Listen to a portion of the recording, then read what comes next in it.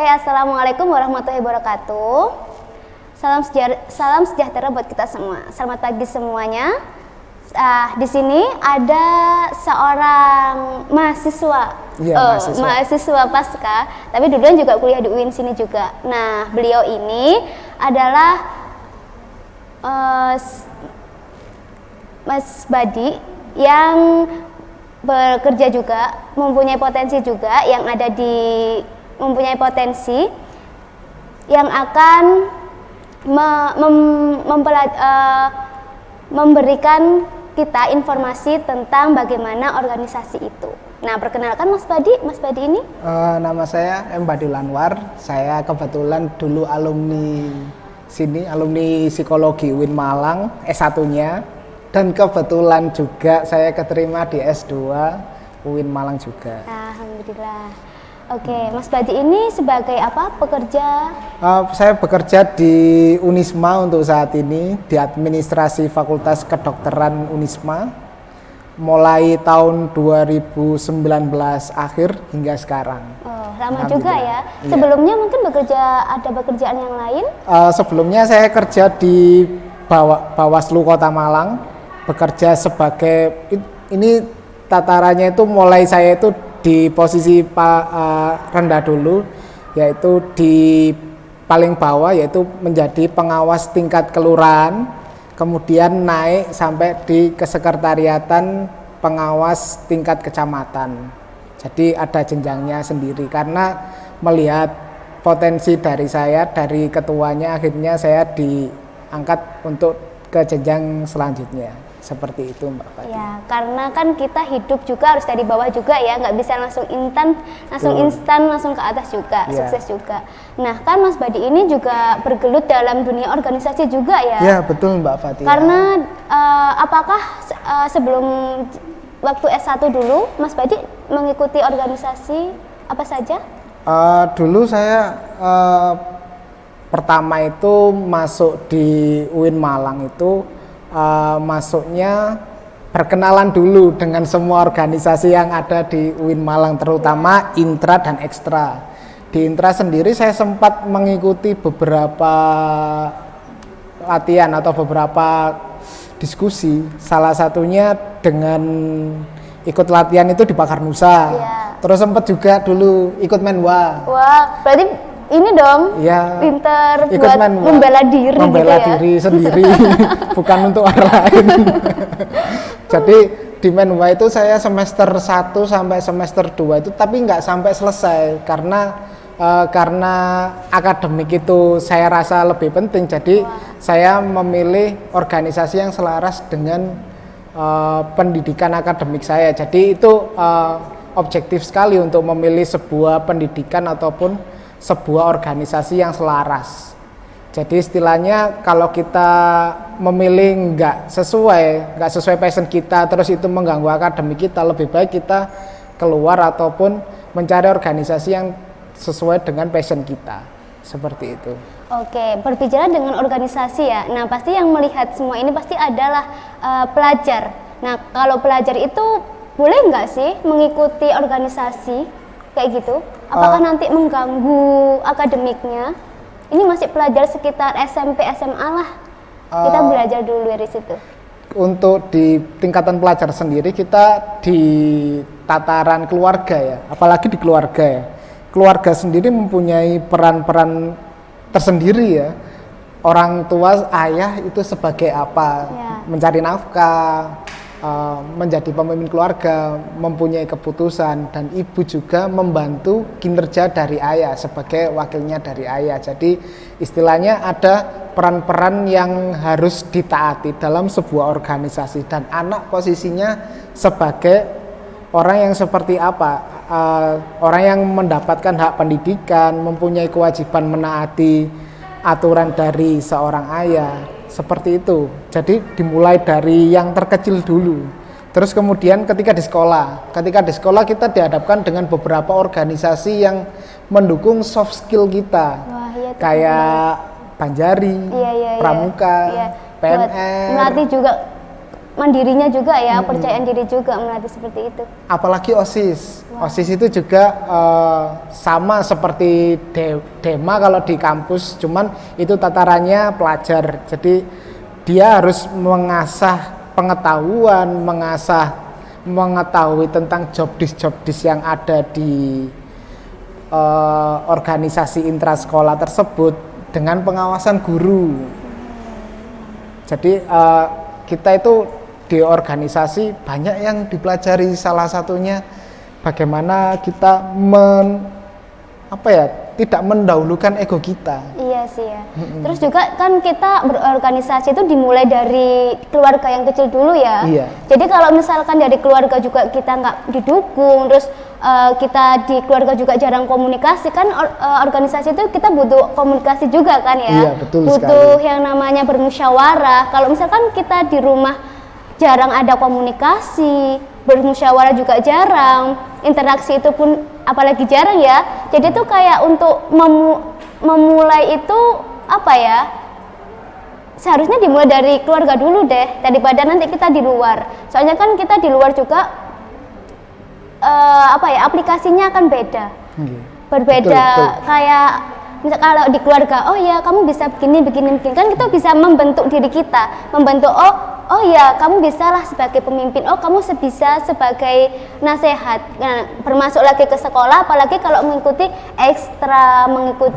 masuk OSIS, kan OSIS itu kan juga berorganisasi juga kan. Jadi kan kita lebih, aku di rumah diajari seperti ini nih, jadi nanti di sekolah bisalah diterapkan seperti itu kan ya Mas. Betul, jadi ada pengaplikasian di segala lini kehidupan. Saya rasa mulai dari bawah itu kan diasah soft skillnya, bagaimana menaati peraturan, membentuk individu sesuai job desk-nya, jadi menaati porsi-porsi yang ada pada organisasi tersebut. Oh kamu sekarang jadi wakil ketua, tugas kamu apa? Tugas saya ini. Saya jadi sekretaris. Kalau mungkin lingkup yang lebih kecil lagi di tataran sekolah itu kayak organisasi dalam kelas kan pernah ada ketua, sekretaris, ada wakil, bendara. Ya, Lah bendara ini yang paling ditakuti soalnya tuh kan tagih. Soalnya kan menyimpan uang juga, Iya. apalagi kalau bendara sudah, ayo cepat kita harus membayar, pasti kan juga harus segera nih kayak gitu kan. Iya, terus yang pemilihan bendara itu kadang-kadang dicari yang paling jangan sendiri kan kadang-kadang kan. Juga lebih tegas lebih tegas gitu sih. Soalnya kan harus tega meminta uang buat misalkan iuran nih ke teman-temannya kan. Ayo kamu harus nih. Kalau misalkan yang aku sungkan, aku ini kan yang nggak jadi dong bendaranya gitu ya. Iya, nggak jalan. Kalau misalkan di keluarganya pun ya nanti kembali ke keluarga. Kalau dari keluarga kayak yang diacuhkan atau apa, nanti kan juga nggak bisa mengasah skillnya juga di sekolah juga. Betul kan. sekali. Kadang-kadang gini, ada anak yang pertama itu pendiam, kan ada kan di kelas pendiam, terus dijadikan bendara. Terus lama-lama aku kok sungkan sih mau nagih ke dia ini. Terus lama-lama karena tuntutan dari ketua kelas, akhirnya dia memberanikan diri. Lama-lama dia sudah setelah mendalami karakter dari seorang bendara itu secara tidak langsung. Secara tidak langsung merubah untuk aku harus seperti ini kayak gitu kan. Jadi organisasi itu juga bisa merubah kita ya, merubah skill kita, merubah karakter kita juga bisa kan seperti itu juga. Oke, berlanjut ke SMA juga seperti itu ya Mas ya, kurang lebih hampir kan. sama, cuman lebih kompleks karena tingkatannya kan sudah agak tinggi. Iya. Jadi kita dituntut untuk buat acara kayak pensi SMA, terus ada juga bazar kayak gitu kan. kan. Terus kemudian kalau acara HBI Hari Besar Islam itu kan ini panitianya ditunjuk langsung dari gurunya. Kamu bagian konsumsi, kamu bagian. Iya sih juga. Jadi melatih juga ya. Jadi orang yang biasanya pendiam, misalkan introvert gitu ya, bisa aja dengan tuntutan seperti itu dia harus aku harus seperti ini, kayak gitu kan. Terus masuk ke mahasiswa nih. Nah, kita kan sudah mahasiswa lah ya, meskipun sudah berapa tahun yang lalu ya sudah jadi S1 juga. Nggak terasa ya? Nggak terasa sudah hampir 2 tahun, 3 tahun? Iya, sudah. Kalau Mas Badik mah udah lama. Kalau S1 dulu kita kan apa ya istilahnya nggak kerasa 5 tahun itu nggak kerasa tiba-tiba kok wis lulus aja. Iya, kan di kampus ini kan banyak sekali ya organisasi. Nah, misalkan nih ada beberapa orang yang mengikuti organisasi, Iya. tapi itu di akademiknya itu nilainya tuh turun, Iya. nggak bisa imbang gitu loh antara organisasi sama akademiknya. Itu gimana Mas menurutnya Mas? Apakah berpengaruh sih organisasi ini tuh? Organisasi cukup berpengaruh pada akademik jika kita mempersepsikan organisasi itu membantu soft skill kita dalam rangka bagaimana cara komunikasi yang baik, mentaati peraturan yang baik. Kemudian kita kadang-kadang ada teman-teman kita, ini kejadian nyata ya. Iya, iya. Kalau di tataran S1 itu ada beberapa teman-teman yang akademiknya turun karena organisasi. Ini Iya, bukan iya. salah organisasinya, cuman personalnya aja yang mungkin nggak mau akademik dengan embel-embel organisasi, dengan organisasi disamarkan di situ. Kemungkinan seperti itu. Iya sih, banyak juga sih teman-teman yang bilang kalau halah ini makanya anaknya kayak gini, malas atau apapun. Soalnya dia ikut organisasi ini nih, jadinya dia lebih mementingkan organisasi. Kan banyak ya, Banyak maksudnya sekali. orang yang berpandangan seperti itu. Jadi kalau misalkan mau imbang antara organisasi sama akademik tuh juga harus dari dirinya juga ya. Iya, Harus sudut pandangnya, oh aku ikut organisasi ini karena aku ingin mengolah skillku dalam hal komunikasi. Oh, mengolah skillku dalam bagaimana sih berinteraksi juga sama orang, memperbanyak pengetahuan juga, Iya, betul gitu kan sekali. ya. Karena dalam organisasi, contohnya yang saya alami itu di PMI sendiri. Iya. Di PMI sendiri itu kalau kita setelah intrakampus itu Iya. kan ada acara PMI. Itu acaranya kadang-kadang diskusi. Iya, Ya, iya. yang isi itu kadang-kadang dosen, kadang-kadang dari teman-teman sendiri. Yang dibahas itu sekitaran akademik. Jadi istilahnya akademik organisasi mendukung akademik kita. Iya, iya. Nah, kalau seperti itu kita lanjutkan. Terus ada organisasi intra. Organisasi intra itu juga sangat mendukung tentang kehidupan kita di masyarakat. Otomatis hal seperti itu ketika kita ada di tataran Karang Taruna. Iya, Mbak iya. Fathia pernah ikut Karang Taruna? Pernah sih, tapi udah nggak ikutin lagi. Iya, karena di Karang Taruna sendiri itu orangnya kompleks, berbagai Iya, iya, macam betul. lini orang, berbagai macam istilahnya ya, latar belakang. Seperti ada yang orangnya latar belakangnya dari keluarga yang istilahnya dari kalangan pedagang, dari kalangan orang-orang kerja kantoran, terus dari orang-orang yang kerjanya kasar. Jadi kita memahami semua itu secara kompleks dan kita bisa paham tentang mereka dan porsi-porsi yang harus kita hadapkan atau kita lakukan dalam tingkah komunikasi ataupun perlakuan. Betul. Saya juga pernah nih ada pengalaman ya kan, waktu itu masih awal-awal semester berapa ya, 3-an lah, pokoknya masih S1 lah waktu itu. Nah itu kan ikut organisasi. Iya. Organisasinya tuh di rumah yang Karang Taruna kayak gitu. Iya. Nah waktu itu mau ada 17 Agustus. Iya. Kan di situ kan kita kan kayak mengungkapkan gimana pendapatnya, apakah lomba ini akan dilaksanakan pagi, siang atau sore kan gitu ya. Iya. Udah nih komunikasi. Di situ kan dari banyak ya, ada orang yang ada yang masih kuliah, ada yang masih SMA, ataupun yang ya udah bapak-bapak gitulah ya kan, Iya, ada. campur kan jadi satu ya. Ada. Nah, itu di situ saya mencoba untuk memberi ide. Oke, akhirnya saya memberi ide lah. Gimana kalau misalkan lomba itu dilaksanakannya itu malam aja, soalnya kalau sore biar anak-anak itu bisa ngaji ataupun bisa belajar mengerjakan PR. Jadi kan kalau udah selesai mengerjakan PR, lomba kan seneng ya, daripada nanti kalau kita lombanya sore sama malam kan nanti gimana dia akan belajar, gimana dia akan melakukan kegiatan yang lain. Iya. Nah dari situ tuh saya bisa melihat kayak, oh ini ketuanya ini bukan ini sih. Menurut saya nih ya, maksudnya kan kita juga punya secara faktanya. Iya, secara faktanya itu orangnya tuh kurang ini sih, kurang tegas gitu loh. Terus juga lebih kayak ke berkubu-kubu. Jadinya tuh kayak kalau kubu ini yang menyuarakan pendapatnya itu dia terima. Tapi saat saya tadi itu yang menyuarakan pendapat itu kayak oke, secara kasarnya ditolak lah ya. Tapi ada satu orang ini tadi di kubu lain itu sama pendapatnya kayak saya. Mungkin mengolahnya beda mungkin ya. Itu diterima. Kayak apa? Ini gimana ya? Kayak kadang itu seorang ketua itu kadang-kadang lebih objektif sih. Iya.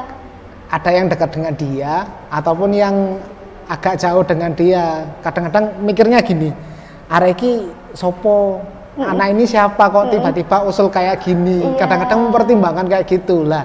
Hal-hal seperti itu mending dihapuskan aja atau dihilangkan dari organisasi, karena semua orang yang ada di organisasi itu wajib mengeluarkan pendapatnya atau mempunyai hak untuk berpendapat di dalam organisasi demi kelangsungan organisasi tersebut. Betul, kalau gitu kan nanti malah salah satu tersinggung ya. Iya. Malah yang awalnya mungkin Karang Taruna itu terbentuk jadi pecah lagi.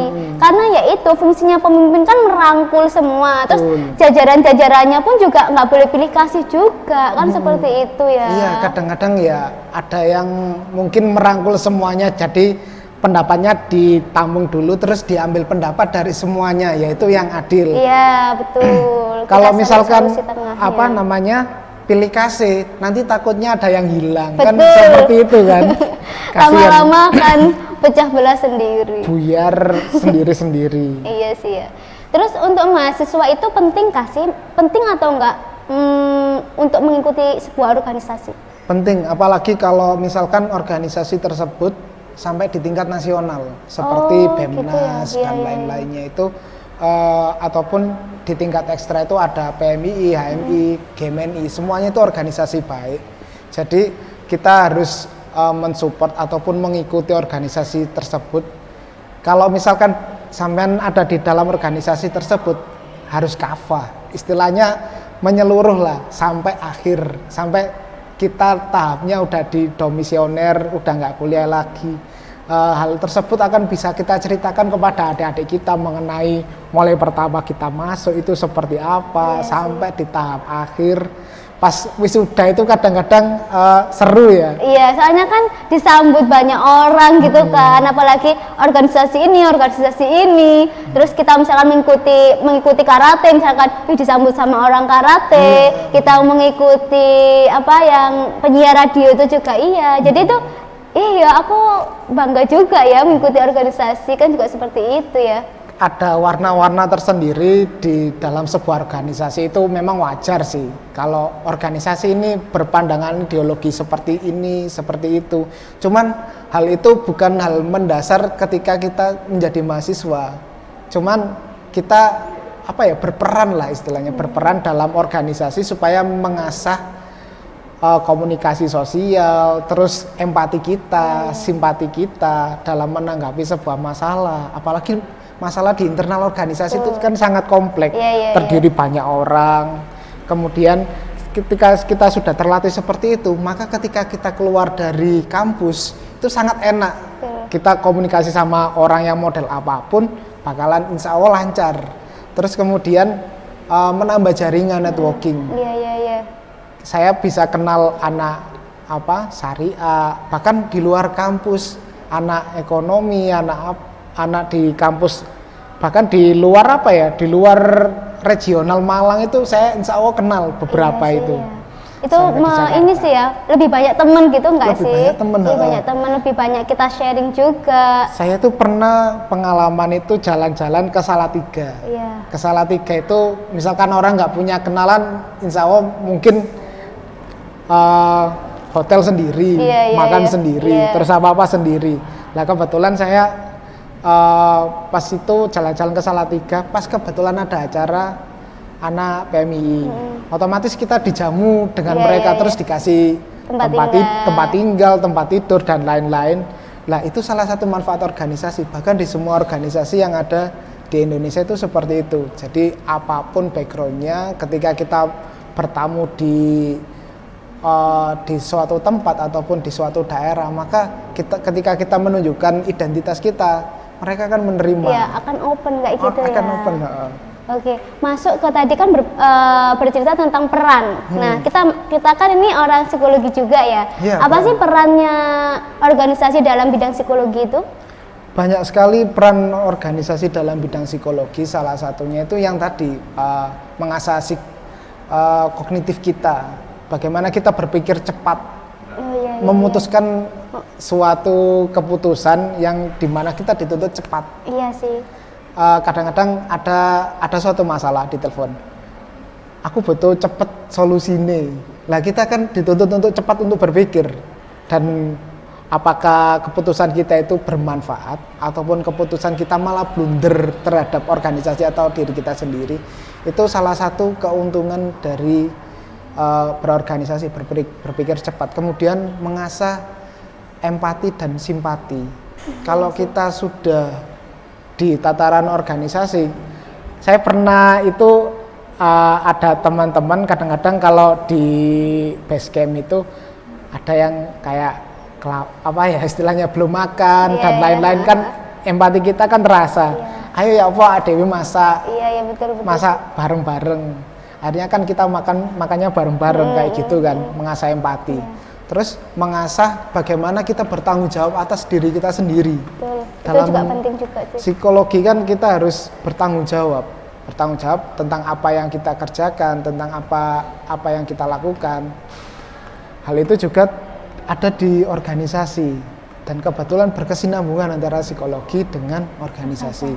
Kemudian mengasah psikomotor ataupun soft skill kita. Dalam organisasi ada beberapa pos-pos tersendiri. Ketika kita jadi panitia ataupun di kepengurusan, kita dituntut untuk A, B, C, D, tugas-tugas yang banyak kan. Mencari ini, kayak gitu kan. Disuruh nge-review jurnal, suruh baca buku dan lain-lain. Terus kita harus memaparkan di teman-teman tentang hasil review kita. Hal itu kan juga sangat mengasah kita. Kemudian ketika kita menjadi ketua, kita harus bertanggung jawab kepada yang di bawahnya itu teman-teman kita yang ada di bawahnya, gimana mengaturnya, terus memposisikan diri secara psikologis. Kalau anak ini saya pressure, nanti takutnya mental. Kan ada tugas-tugas yang harus diselesaikan. Nah, akhirnya ketua yang menghandle sendiri kan kadang-kadang. Betul. Oke sih, emang sangat penting ya mahasiswa untuk mengikuti organisasi. Karena apa? Kita itu juga bisa mengasah skill kita, belajar untuk bertanggung jawab, nggak hanya pada diri kita tapi kepada orang lain juga, gitu kan ya. Terus kita juga berusaha adil.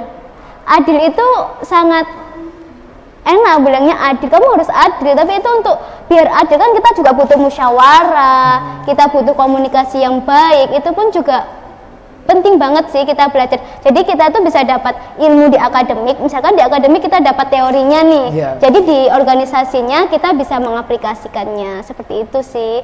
Jadi itu ya untuk mahasiswa ini nih, apalagi mahasiswa baru, bolehlah ikut organisasi, menambah skill kita.